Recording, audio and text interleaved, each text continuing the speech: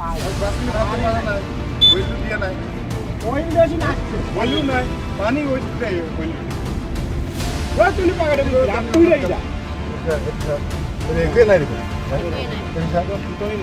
Oil दिसे ना दिसे दिसे यार सब कोई नहीं माने ओका बाली काला मोटा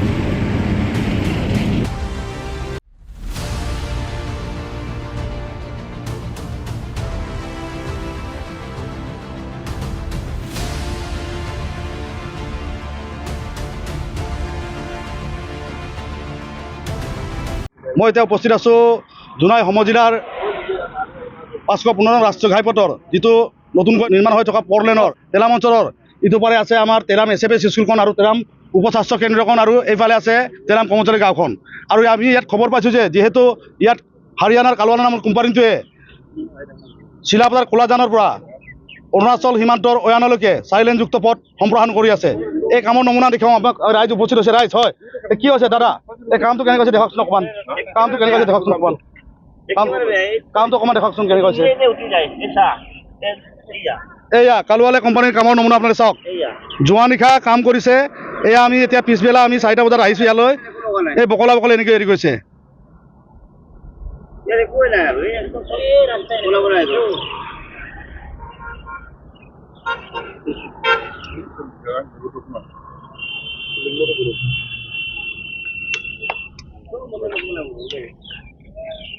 আপুনি কি ক'ব এইটো বিষয়ত, যে যিটো আপুনি কালি এইটো ব্লেক টপিং কৰিছে, এই ব্লেক টপিং কৰা কামটো ব্লেক টপিং কৰাৰ নতুন কৰি ৰাস্তাটো বনাব লাগিব আৰু একেবাৰে গুচাই দিব লাগিব। এইটো ৰাস্তাটো কামে নাই, টেম্পৰাৰীকে বনাইছে। এইটো যোৱাকালি বনোৱা কাম, যোৱাকালি বনোৱা কাম 12টামান বজাত, 12টা বজাত ৰাতি 12টা বনোৱা হয়। দাদা আপুনি কি ক'ব, আপুনি স্থানীয় ব্যক্তি মানে জনে মানে বনাই দিছে মানে এটা অইলো ডাল কাম কৰে ৰাতি বেছিভাগ কাম কৰে মানে তাৰমানে প্ৰায়বোৰ কাম এনেকৈ হোৱা বুলি আপোনালোকে ভাবে।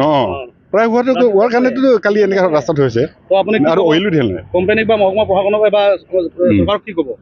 এতিয়া চৰকাৰক আমি ইমান নতুনকৈ আমি গোটেই ৰিপিট মানে বনাই দিব লাগে বুলি মই জনাইছোঁ। মানে গোটেই সিটোৰ পৰা সিটোলৈ এই অইল পাম্পৰ পৰা ইয়ালৈকে মানে গোটেই মানে ৰিপিট বনাই দিবগৈ লাগে। মানে এয়া হৈছে হাৰিয়ানাৰ কালৱানা নামৰ কোম্পানীটোৰ কামৰ নমুনা। যিহেতু আমাৰ ধেমাজি জিলাৰ চিলাপথাৰ কোলাজানৰ পৰা অয়ানলৈ চাইলেনযুক্ত পথ সম্প্ৰসাৰণৰ নামত আমি আগতেও দেখুৱাইছিলোঁ আপোনালোকক, বৰ্ষাৰণৰ প্ৰবাৰ গছ কাটি তহিলং কৰিলে, তেলাম লক্ষীপথাৰৰ গছ কাটি তহিলং কৰিলে। কিন্তু ইয়াত কি কাৰণত জানো বিভিন্ন দল সংগঠন বা বহু লোক আছে ৰহস্যজনক কাৰণত নিমাত, সেয়া আমি ক'বলৈ নাযাওঁ। কিন্তু আজি আপোনালোকে এই দৃশ্য চোৱাৰ পিছত কি ক'ব সেয়া আমি ৰাইজৰ ওপৰলৈ এৰি দিলোঁ। যিহেতু এই বাতৰি আমি ধাৰাবাহিকভাৱে প্ৰচাৰ কৰিছিলোঁ। বৰ্ষাৰণৰ প্ৰবাদ য'ত 2 কিলোমিটাৰ ৰাস্তাৰ কাৰণে তাত ইচ্ছা কৰিলে এই কোম্পানীয়ে ফ্লাইঅভাৰ বনাব পাৰিলেহেঁতেন, কিন্তু তাত হাজাৰ জোপা 200-300 বছৰ গছ কাটি তহিলং কৰিলে, লক্ষীপথাৰৰ 1000 জোপা গছ কাটি তহিলং কৰিলে, কিন্তু কোনো এজনে মাত নামাতিলে। কিন্তু আজি পুনৰ এই ব্লেক টপিঙৰ নামত এই মোৰ সহযোগী দেখাইছে সামগ্ৰিক দৃশ্য এনেকৈ নিৰ্মাণ চলি আছে, য'ত হাতেৰে বকলা বকলিকৈ এৰাব পাৰিছে। কালি ৰাতি নিৰ্মাণ কৰা কাম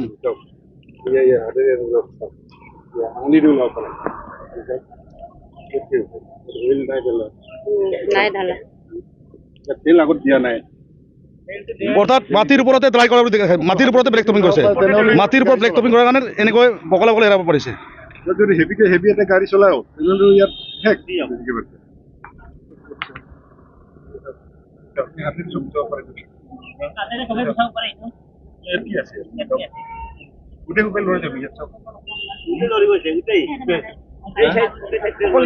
এইখিনিতো নহয়, ইয়াৰ পৰা ৰাতি সন্ধিয়া সময়ৰ পৰা পৰিছে, এই গোটেই সোপাই ইয়াত এনেকৈ বনাইছে। মই ইয়াৰে লোকেল বাসিন্দা, এইখন গাঁৱৰে। ৰাতিপুৱাটো দেখিছে চপৰা চপৰ উঠি আছে আৰু গাঁৱৰ মানুহ চব ৰাইজ আহিলে, গোট খালে, গোটেই দেখিছে যে কোৱালিটি একেবাৰে বেয়া। এনেকৈও এৰাই গ'লেতো আপোনাৰ কাপোৰৰ নিচিনাকৈ গোটেইখন উঠি আহে। আৰু ইহঁতে সুধিলোঁ এইটো কিমান MM-ৰ ব্লেক টপিং হৈছে, তেতিয়া কৈছে যে ইহঁতে 40 MM-ৰ, ইহঁতে 40 MM-ৰ ব্লেক টপিং হ'ব লাগে আৰু মেইন ৱেট 50 mm তাৰপিছত আমি দেখিলোঁ কিছুমান ঠাইতো 20 mm নাই, কিছুমান ঠাইত 30 mm 20 mm তলত আছে। আৰু এওঁলোকৰ মেনেজাৰ আহিলে, মেনেজাৰ কথা পাতিলোঁ, তেওঁলোকে কৈছে মেচিনাৰী ডিফেক্ট। মেচিনাৰী ডিফেক্ট যদি হৈছে কামটো বন্ধ কৰিব লাগে।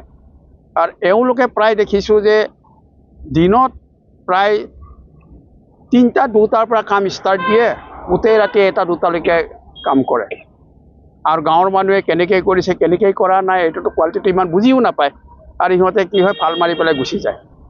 গতিকে কামৰ কোৱালিটিটো আপোনালোকেও দেখিব, হয়তো ভালকৈ চালে একেবাৰে কোৱালিটি একেবাৰে নাই। আৰু এতিয়া আমি দেখিছোঁ এতিয়া তাতে আপোনাৰ ব্লেক টপিঙৰ মাল লৈ আহিছে ৰাতিপুৱা 8টা বজাত, এতিয়ালৈকে মাল ডালাই নাই। আৰু আমিতো টেকনিকেলি ইমান বুজি নাপাওঁ, এতিয়া টেম্পাৰেচাৰটো মেইনটেইন হৈ আছে নাই তাৰ, যে ব্লেক টপিঙৰ যিটো মাল এতিয়াতো এইটো টেম্পাৰেচাৰ কিমান ঘণ্টা হ'ল, 8টাৰ পৰা 8 4 12, এতিয়া প্ৰায় 4টাই হ'ল, প্ৰায় 8 ঘণ্টা। 8 ঘণ্টা ট্ৰাকৰ ভিতৰত ওপৰত আছে। এই ট্ৰাকৰ ওপৰত থকাৰ পিছত এইটো যিটো টেম্পাৰেচাৰ এইটো কোৱালিটি মেইনটেইন হৈ আছে নাই এইটো সন্দেহ। আৰু এইটো মাল ডালাৰ পিছত ইয়াক যেতিয়া কম্প্ৰেচাৰ দিব হেৰি দিব এইটোতো কিমানটো কোৱালিটি মেইনটেইন হোৱাত আমি নাজানো, কিন্তু আমি প্ৰেক্টিকেলি যিটো দেখিছোঁ সিহঁতৰ যিটো থিকনেছ দিব লাগে এই থিকনেছটো নাই। নাম্বাৰটো সিহঁতৰ যিটো হেৰি এই অইলিং কৰি পেলাই যিটো মাৰিব লাগে, গুলি চাফা কৰি পেলাই যিটো মাৰি দিব লাগে এইটো নাই মৰা। তাৰ ফলত কি হ'ল আগৰ যিটো প্ৰেছাৰ দি পেলাই যিটো এইটো ৰোলাৰ দি পেলাই যিটো মেটেলিঙৰ লগত যিটো কৰি থৈছে তাৰ ওপৰত ধূলি আছে, এই ধূলিৰ ফলত কি হৈছে মেটেলিঙৰ লগত এইটো জইনে হোৱা নাই। ওপৰৰ যিটো ব্লেক টপিং সিহঁতে কৰিলে এই ব্লেক টপিঙৰ চামটো এইটো জইনে হোৱা নাই। মানে তাৰমানে কালি ৰাতিত সিহঁতে বনাইছে, মই কিবা ৰাতি মানে 11টা বজালৈকে চাই আছিলোঁ, তেতিয়া সিহঁতে কাম কৰা নাই, একো কাম কৰা নাই। কিয় কাম কৰা নাই মই নাজানো, কিন্তু আমি যেতিয়া 12টা বজাত শুলোঁ পটককৈ শুই গ'লোঁ, তেতিয়া মানে সিহঁতে 1 ঘণ্টাও হোৱা নাই, 1 ঘণ্টা নোহোৱাৰ আগতে কাম ফিনিছ কৰি পেলাই গুচি গৈছে। তেতিয়া মানে 1:30 বজাত মই উঠি পেলাই চাইছোঁ কামটো কেনেকৈ কৰি চাবলৈ উঠিলোঁ। তাৰপিছত একেবাৰে মানুহকেইটা একদম মিট মাত একোৱেই নাই। তাৰপিছত ৰাতিপুৱা শুই উঠি গোটেইকেইটা খোজ কাঢ়িছে, গোটেইকেইটা চাইছে, ময়ো চাইছোঁ। তেতিয়া একদম পূৰা মানে মাটিকেইটা গোটেইকেইটা উঘালি চাইছে, একোৱেই নাই তাত। গোটেই সোপা মানে 10-12জনমান ৰাতিপুৱা খোজ কৰা মানে মৰ্ণিং ৱাক কৰাবিলাক আহি পেলাই সিহঁতেও মানে খং উঠিলে, কেনেকৈ এইটো বনাইছে কি কথা এনেকৈ হ'ল। তাৰপিছত মই ৰখিব নোৱাৰিলোঁ, মই বহুত দুখ পালোঁ। মই আগতে সিহঁতক কৈছিলোঁ, ঠিকাদাৰক কৈছোঁ, গোটেইকেইটাক কৈছোঁ যে স্কুলৰ ফ্ৰণ্টত, বিশেষকৈ স্কুল ফ্ৰণ্টত, মেডিকেল ফ্ৰণ্টত আমাক ভালকৈ ৰাস্তা লাগে। ইয়াৰ ল'ৰা ছোৱালী বহুত প্ৰব্লেম হয়। আৰু বাৰিষা আহিব, এতিয়া কেনেকৈ ল'ৰা ছোৱালী খোজ কাঢ়িব, ইমান অসুবিধা, গাড়ী ঘোঁৰা পাৰ কৰিবলৈ অসুবিধা, মানে যান বাহনৰ বহুত অসুবিধা। ইমানেই কৈছোঁ, এতিয়া গুৰুত্ব দিয়া নাই। কিহৰ কাৰণে গুৰুত্ব দিয়া নাই মই ক'ব নোৱাৰোঁ। এতিয়া কি পূৰা মানে ৰাতিপুৱাৰ পৰা মোৰ টেনশ্যন, বহুত টেনশ্যন। কিহৰ কাৰণে মইতো অকলে খোজ নাকাঢ়োঁ ন, চবৰ ৰাস্তা হয়, চবৰ গাঁৱৰ এইটো ৰাস্তা হয়। কেতিয়াবা মেডিকেল যাবলগীয়া হয়, যদি সেই ৰাস্তাই যদি বেয়া হয় তেতিয়াহ'লে আমাৰ মানুহবিলাক কিমান প্ৰব্লেম হ'ব চাওকচোন আপোনালোকে। মানুহবিলাক মানে কোনোৱে এতিয়া ইমানেই ৰাতিপুৱাৰ পৰা আমি খবৰ দিছোঁ বা ফোন কৰিছোঁ, কোনো একজন মানুহে আমাৰ সংগঠন মানুহ ইয়াত মানে আহি পেলাই কথা এষাৰ কৈ নিদিলে, সেইটো আমি বহুত দুখ পাইছোঁ। वो बोला गांव वाला जी थोड़ा जो है ना यहाँ पर गड़बड़ हो गया है, इसलिए करके तोड़ के इसको फिर से बनाओ। कैसे गड़बड़ हो गया? बोला जी यहाँ पर थोड़ा माल थोड़ा कट हो गया है, माल थोड़ा फट गया है, इसलिए करके बोला जी इसको यहाँ से तोड़ के फिर से बनाओ। असल में फट गया क्या? हाँ, थोड़ा वाइब्रेशन मारा था ना बायोमीटर, इसलिए करके थोड़ा फट गया था।